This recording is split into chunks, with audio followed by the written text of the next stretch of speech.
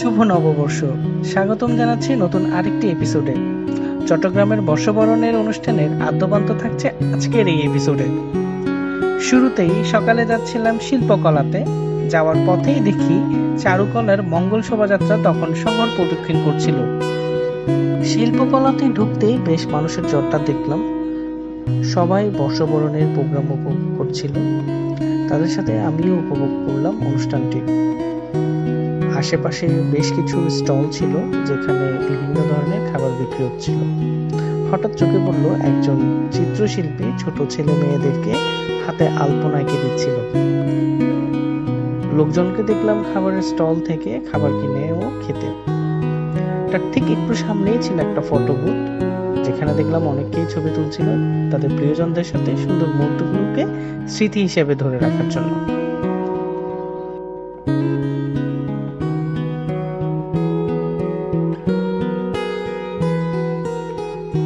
শিল্পকলা কালচারাল প্রোগ্রামের পাঠ চুকিয়ে চলে এলাম চারুকলাতে। কিছু সময় আগে যেই শোভাযাত্রাটি হয়েছিল সেই ভাস্কর্যগুলোকে দেখলাম এবং সবাইকে দেখলাম এগুলোর সাথে বিভিন্ন আঙ্গিকে ছবি তুলছিল।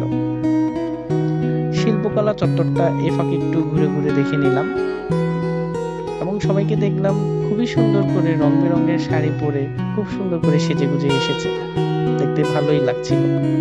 সত্যি বলতে কি, আজ বাঙালি নব আনন্দেই মেতে উঠেছে পুরনো সব গ্লানিকে মুছে ফেলতে।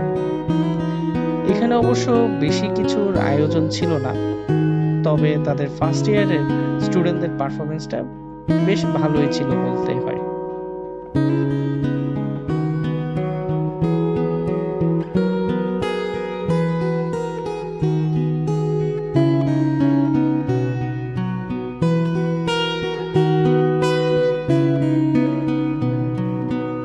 সবশেষ চলে এলাম চট্টগ্রামের বৈশাখের এই এবারের উৎসবের প্রাণকেন্দ্র সিআরবিতে। যেহেতু এবার ডিসিলে কোনো ধরনের প্রোগ্রাম হয়নি, তাই সবারই মনোযোগের কেন্দ্রে ছিল এই সিআরবির কালচারাল প্রোগ্রামগুলো। সিআরবির বৈশাখ উৎসব এবার বেশ জমে উঠেছিল অন্য আরেকটি কারণে। এখানে বেশ অনেকগুলো গ্রামীণ কালচারাল খেলার ব্যবস্থা রাখা হয়েছিল আয়োজকদের পক্ষ থেকে, যা সত্যিই প্রশংসনীয়।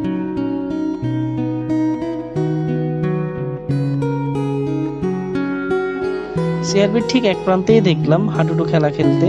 এখানে দুটো পক্ষের মধ্যে এখানে খেলা চলছিল। আমিও বেশ কিছু সময় এখানে উপভোগ করলাম, তাদের অ্যাক্টিভিটিগুলো দেখলাম এবং পাশেই দেখলাম বেশ কিছু গ্রামীণ মেলার যে ভিন্ন ভিন্ন রাইড থাকে সেই রাইডগুলোকে দেখলাম এবং এখানে বাচ্চারা সাথে বৃদ্ধ এবং অনেক বাবা মারাও এখানে বাচ্চাদের সাথে এই রাইডগুলো এনজয় করছিল। সত্যি বলতে কি, এই রাইডগুলো শহরে তেমন একটা দেখা যায় না, এগুলো বেশিরভাগ গ্রামীণ যে মেলা হয়ে থাকে সেখানে এগুলোর প্রচলন বেশি। তবে এই জন্য আয়োজকদেরকে অবশ্যই ধন্যবাদ দিতে হয় যে তারা এগুলোর ব্যবস্থা এই শহরের জীবনেও করেছে। এখানে অনেক ধরনের স্টল দেখলাম যেখানে বিভিন্ন জিনিসপত্র বিক্রি করছিল দোকানদাররা। অনেক ক্ষেত্রে সেখানে কিন্তু এগুলো দেখা যায় না বললেই চলে শহরে, তবে এক্ষেত্রে গ্রামীণ অনেকগুলো লোকজ জিনিসপত্র নিয়ে তারা আসলে এই মেলাগুলোতে উপস্থিত হয়। সব মিলিয়ে বলতে হয় ডিসিলের বর্ষবরণ প্রোগ্রামটা এবার যদি নাও হয়ে থাকে, ওই ক্ষেত্রে মানুষ আসলে সিআরবির এই প্রোগ্রামটাকে বেশ ভালোভাবেই উপভোগ করেছে।